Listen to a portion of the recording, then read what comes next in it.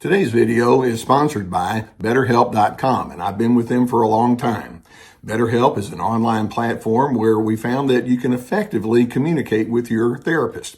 Now, you begin by filling out a questionnaire, and then you'll be matched with a therapist within a couple of days. And if that match isn't ideal for you, you can certainly make an adjustment there. Now, you're going to be encouraged to journal, and also they have the availability for group therapy on a wide array of topics, and I really like that. So as the need exists, go ahead and take the necessary steps to get the help that you need. And just know that BetterHelp has a 4.5 rating on Trustpilot, so it indeed is a platform you can trust. There's a link below the video that will take you there.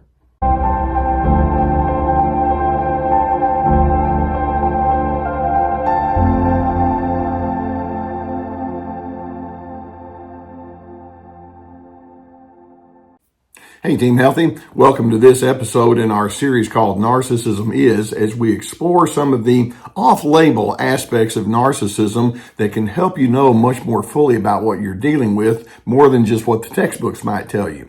Now, one of the things that you will recognize as you have been attached to a narcissist for any period of time is in the long run, it begins to dawn on you, this person isn't on the inside what they appear to be on the outside.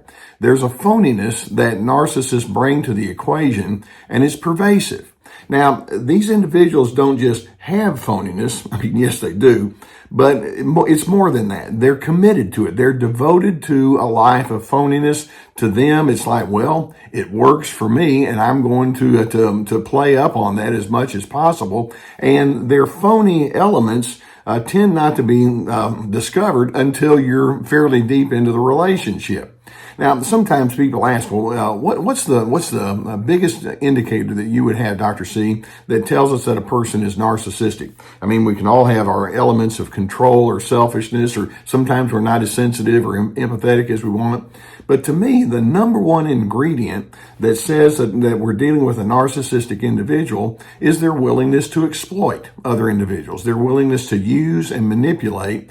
And when a person goes deep into that, what are you going to do for me, and how can I make you do my bidding? Then you know you're dealing with somebody that has nefarious schemes. And that's what this phoniness is all about.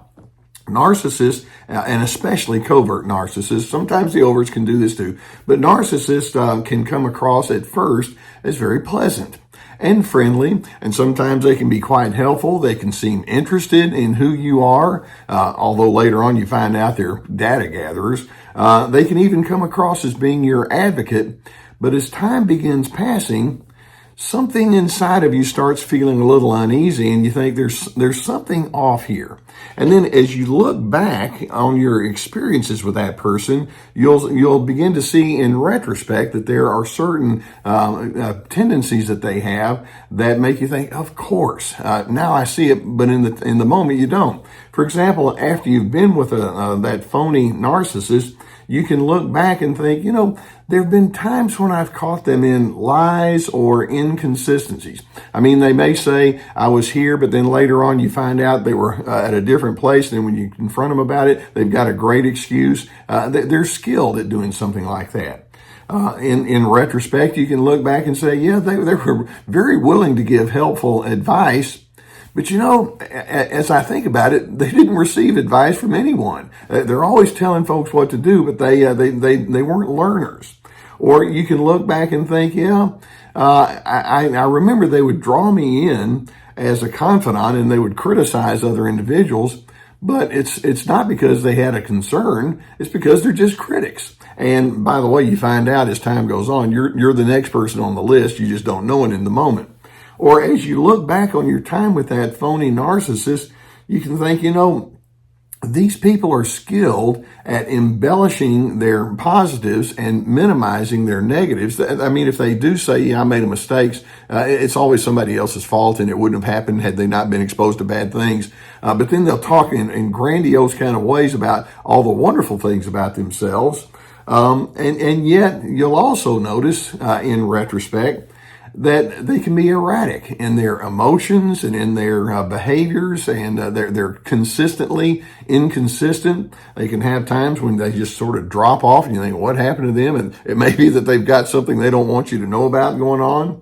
And then if you do talk with them about some of the problems, you'll notice over time that if they apologize, it's kind of one of those fake apologies. It's the classic non-apology apology, because they don't change. They don't adjust their mistakes. It's just like, I'll say what I need to say to get you off my back.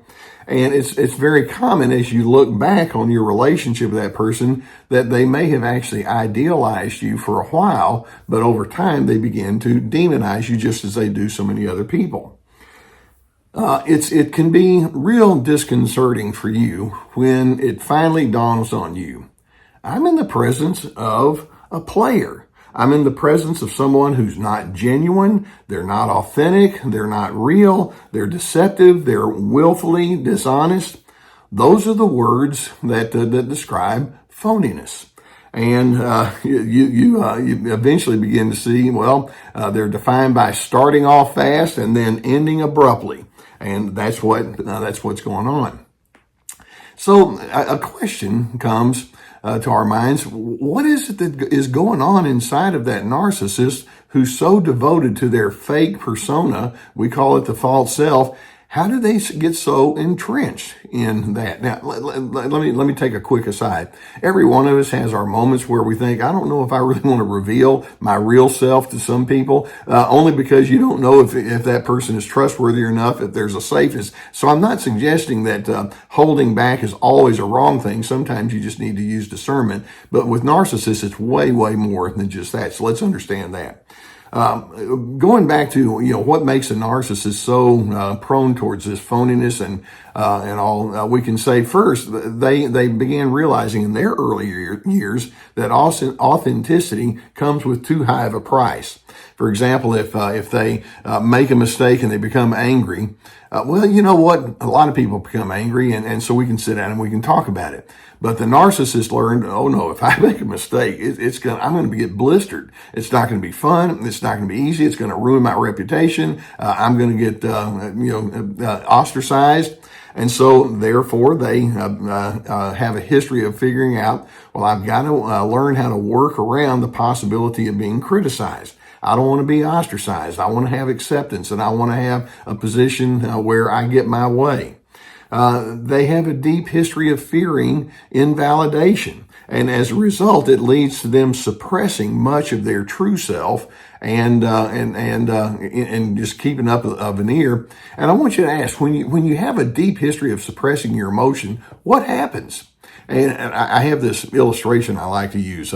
It's what I call the trash can effect. In your kitchen, you have a trash sack, and then you put your trash in the trash sack, and you just leave it there. Well, maybe one day you can get away with it, but 2, 3, 4, 5 days go by and that trash is still sitting in the trash sack. It becomes pretty sour and smelly. Okay, in your personality, you can have all of this emotional trash, if you will, that you're suppressing. You don't manage it well. And at first, it's like, I got away with that. But as you keep putting that emotional trash in there and you don't deal with it, it has a sour impact on you. And that's what's happening with that narcissistic phoning. In addition, we'll also say that these individuals in their deep history, and this is a big one, learn that discipline and having guiding values is basically a rule-based mindset. My discipline, my values is identified by me keeping the rules and me doing all the things that I'm supposed to do. And it's not character-based. It's regulation-based. And that's an enormous difference. Their essence is not something that they have learned how to address. And they have not experienced the freedom to be a mistake maker. And again, I remember when I was in college, a buddy of mine made a pretty big mistake, and I was thinking, man, if I'd have made that same mistake, I'd have been toast in my personal family.